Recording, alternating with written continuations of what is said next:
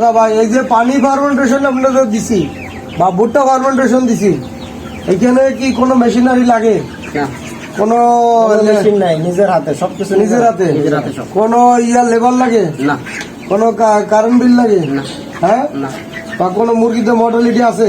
না, রানীক্ষেত, না, না, জাম্বুরা, কোনো ভ্যাকসিনই তো করিনি। আইবিএস? আমি বি গ্রেড যেটা নিছি, কোনো ভ্যাকসিনই করেন না?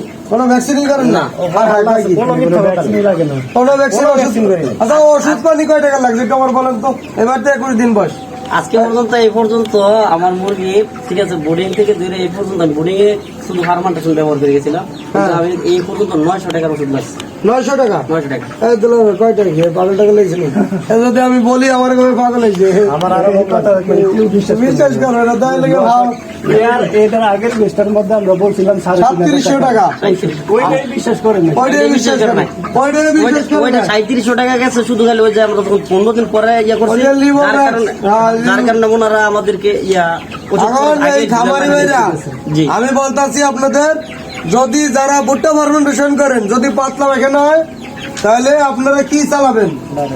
হ্যাঁ, শুধু নরমাল ডায়রোবেট নরমাল ডায়রোবেট। নরমাল ডায়রোবেট যদি দেখতে চাই এটা কন্ট্রোল না হয় তো তাহলে রেনামক্স অ্যাড করে দিলে হয়ে যাবে, আর কিচ্ছু লাগবে না। আর রেনামক্স অ্যাড করে দিলে একবারে ক্লিয়ার। অ্যান্টিবায়োটিক দেওয়া লাগে? না না, এটা তো দিলে ওজনে ঘাটতি আসবে না, কিন্তু এটার দাম কম। রেনামক্সের দাম কম? দাম কম। আচ্ছা, ডায়রোবেট দিয়ে যদি কাজ না হয় তাহলে রেনামক্স অ্যাড করে দিলে রেনামক্স সাথে দিয়ে দেবেন। আর ঠান্ডার জন্য কি কি ডোজ করেন? ঠান্ডার জন্য আমরা তুইটা দিয়ে ডোজ করতেছি বর্তমানে 4 লিটারে 1 গ্রাম। 4 লিটার 1 গ্রাম। আমি বলে দিচ্ছি 4 লিটারে 1 গ্রাম আগের গুলোর সাথে তুইটা দিয়ে টানা 5 দিন অথবা 4 দিন। এই তুইতে কিন্তু এক ধরনের বিষ, এটা দিয়ে ঠান্ডা যা আছে কাটাই নিয়ে এসে, কিন্তু অতিরিক্ত মাত্রায় দেওয়া যাবে না, তাহলে কিন্তু সমস্যা আছে। 4 লিটারে 1 গ্রাম সাথে ইটা তো ও খাবে না, সাথে আখের গুড় বা চিনি দেওয়া লাগবে, একটু মিষ্টি মিষ্টি এলে খাবে। ফিসটা চিনতে দেবেন। সবাই আবার জিজ্ঞাসা করতে পারে যে এতটুকু ঘরের মধ্যে 1280 পিস কিলো মুরগি তো এটা কিন্তু আরো আছে 1280 পিসে মুরগিটা আরো আছে। শেপ তো ওই সাইডে ডালে আছে। ওই সাইডে নিচে একটু দেখা দেন, একটু 1280 পিসের মুরগিটা হয়েছে দেখান। আমরা যে কথা বলি একটু নিচে দেখেন, একটু দেখান, উপরে উপরে দেখান। আচ্ছা, যাই হোক,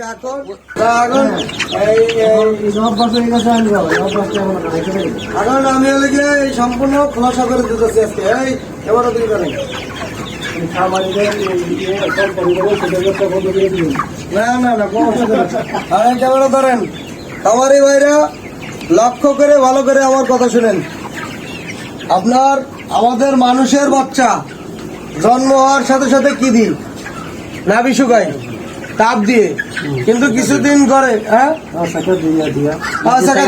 কিছুদিন গেলে পরে ব্লাডে ভাইরাস বা পোষাবে ইনফেকশন, বাথরুমের সমস্যা, তারপরে যে ব্লাডে আপনার ভাইরাস আসে, বিভিন্ন সমস্যা। কিন্তু আমরা যখন এই বাচ্চা নিয়ে যখন যাই কি বলে ডাক্তারের দ্বারা যাই, মেডিকেল অফিসারের দ্বারা গেলে ছোট অ্যান্টিবায়োটিক, আর যদি অধ্যাপকের দ্বারা যাই তাই বড় অ্যান্টিবায়োটিক।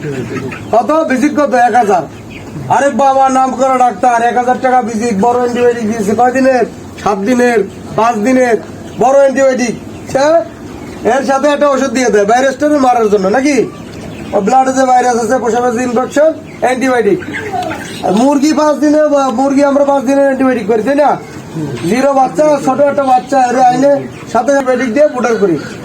ডাবল অ্যান্টিবায়োটিক না? ওই বাচ্চারে ডাবল অ্যান্টিবায়োটিক দিলে ওরা দিই কিসের জন্য? নাভি শুকানোর জন্য। নাভিটা শুকায় যাতে তাড়াতাড়ি শুকায় বাচ্চারা ঝরঝর হয়ে যায়, বাচ্চা যাতে না কাটে, তাই না?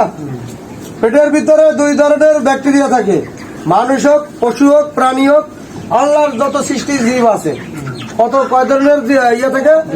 2 ধরনের ব্যাকটেরিয়া। একটা হচ্ছে খারাপ আর একটা হচ্ছে ভালো। এখন আমরা দুনিয়াতে নিয়ে এসেছি দুটোটাই। ওই অ্যান্টিবায়োটিক দিয়ে খারাপটা মরতেছে, সাথে ভালোটাও মরতেছে। এখন এই ভালো অ্যান্টিবায়োটিক দেওয়া, ভালোটা যেটা ব্যাকটেরিয়া এটাও মরছে আর খারাপটাও মরছে। অ্যান্টিবায়োটিক দিলে তো মরবেই, ওটা থাকবে না কিছু। এই মানুষের বাচ্চারাও এরকম অ্যান্টিবায়োটিক দেওয়া হয়েছে ডাবল 5 দিনের। এরপরে কি করে মানুষের বাচ্চারে ওই আপনার কলা খাওয়াই, ভালো ভালো ফল ফ্রুট খাওয়াতে বলে ডাক্তার। কলা খাওয়াবেন, আপেল খাওয়াবেন, আনার খাওয়াবেন, তারপর মালটা খাবেন, জুস খাবেন, দুধ খাওয়াবেন, তাহলে আবার পুনরায় কি ব্যাকটেরিয়া তৈরি হবে দ্রুত।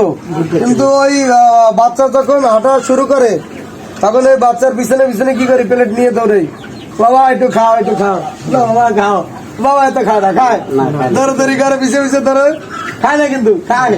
হ্যাঁ, আঙ্গুর, আপেল, কলা, বেদনা যাই খাওয়াই খায় তো না, আবারও গ্রোথ আসে, ওই যে গ্রোথটা নষ্ট হয়েছে সেটা কিন্তু আসে না। এরপরে কিন্তু একটার পর একটা ওষুধ কিন্তু লাগিয়ে যায়, আর ডাক্তারের দ্বারা কিন্তু বারবার যাওয়া লাগে। এই মুরগির বাচ্চারা আমরা তাই করছি, ডাবল অ্যান্টিবায়োটিক দিছি, আর পেটে হলো কি ব্যাকটেরিয়া নাই, পেট তো খালি। আর এই বাবারে যতই zinc, calcium, liver tonic, pH, enzyme যাই খাওয়ান, তারপরে তো এই বাবাই খায় না। হ্যাঁ, এই বাবারে খাওয়ানোর জন্য কি করি, লাঠির মাথায় পলিথিন বাইন্ধে দৌড়ে আর কই খাওয়াচ্ছে, খাও খাও খাও, তাই না? হ্যাঁ, বাস্তব কিনা? হ্যাঁ, লাঠির মাথায় পলিথিন বান্ধি আর কই যে দৌড়ে আর কই কাছে খাও, খাওয়ানোর জন্য খায় না। তারপরে কি করি, জিঙ্ক খাওয়াই, ক্যালসিয়াম খাওয়াই, পিএইচ খাওয়াই, এনজাইম খাওয়াই, লিভার টনিক, মানে কিচ্ছু পাচ্ছি না। আমাদের ওষুধ খরচ চলে আসে কত টাকা, অনেক টাকা। এখন কি এই অ্যান্টিবায়োটিক দিছি, এটা তো ব্যাকটেরিয়া নাই, ব্যাকটেরিয়া না থাকার কারণে আমরা ভাইরাস আমাদের অ্যাটাক করতে পারি নাকি? এই ভাইরাস অ্যাটাকের জন্য যাতে না করে এর জন্য কি করি, আমরা রানীক্ষেত ভ্যাকসিন করি, ডাম্বুরার ভ্যাকসিন করি, গাউটের তো ভ্যাকসিন নাই। এই যে ভ্যাকসিন গুলো করি কিসের জন্য, ভাইরাস যাতে না আসে। বিভিন্ন আবহাওয়ায় বিভিন্ন ধরনের ভাইরাসের উৎপত্তি হয়। গরমের সময় কি আসে আপনার, ওই যে গাউট, আইবিএস এগুলো আসে, অ্যাটাক করে বেশি।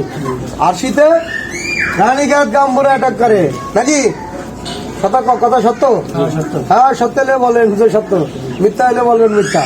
এই যে ভাইরাস গুলো আসে কি সাথে, আবহাওয়ায় বেশি ভাইরাস আছে, এটা তো কিছু নাই, উপকারীও নাই, ক্ষতি তো মেরিয়ে দিচ্ছে।